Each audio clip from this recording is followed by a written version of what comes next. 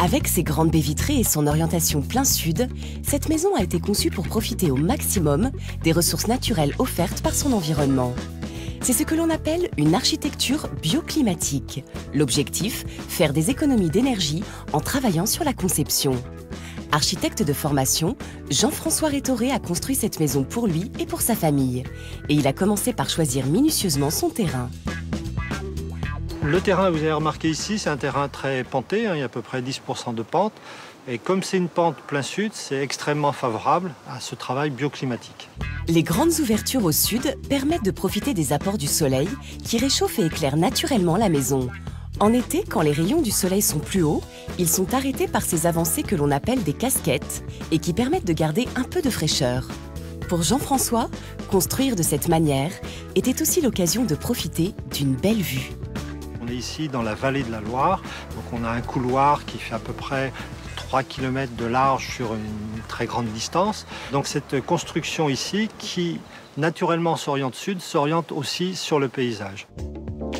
Sur le côté, des murs en pierre forment des barrières pour protéger la maison contre les vents dominants.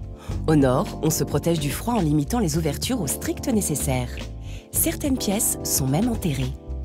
Donc sur notre maison, on voit bien sur la façade nord des petites ouvertures qui sont de l'ordre du 6e ou du 7e de ce qu'on peut trouver sur la façade sud. Les pièces qui sont au rez-de-chaussée sont pour partie enterrées avec le dénivelé du terrain et débouchent au sud sur une partie déterrée.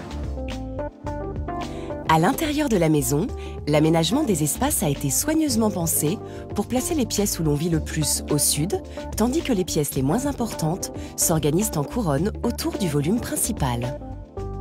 On est toujours dans les mêmes principes d'orientation sud, de bénéficier là aussi de l'ensoleillement maximum, avec des espaces ici annexes au nord. C'est la lingerie, le cellier, une salle de jeu. Et donc ça nous organise en fait un espace entre l'extérieur et cette partie habitable. Et comme la chaleur monte, les chambres et le salon principal ont été placés à l'étage. Mais pour construire efficacement, capter l'énergie du soleil ne suffit pas. Il faut aussi savoir la retenir.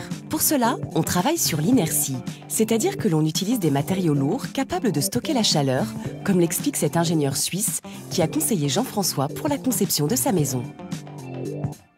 Alors, dans cette maison en bois, ce qu'on a fait, on a augmenté l'inertie du bâtiment en mettant une partie des murs extérieurs, effectivement en briques. Les matériaux les plus lourds, c'est les matériaux qui stockent le mieux. On commencera de nouveau par la pierre, on arrive vers le béton, on revient vers des mortiers, vers des plâtres, et on les emploie pour essayer d'optimiser notre bâtiment global.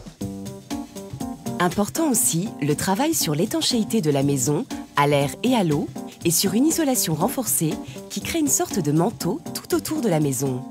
Quand on veut construire une maison performante sur le plan énergétique, la conception est donc très importante. Elle sera bientôt évaluée par un nouvel indice, le B-Bio, qui sera mis en place par la réglementation thermique de 2012.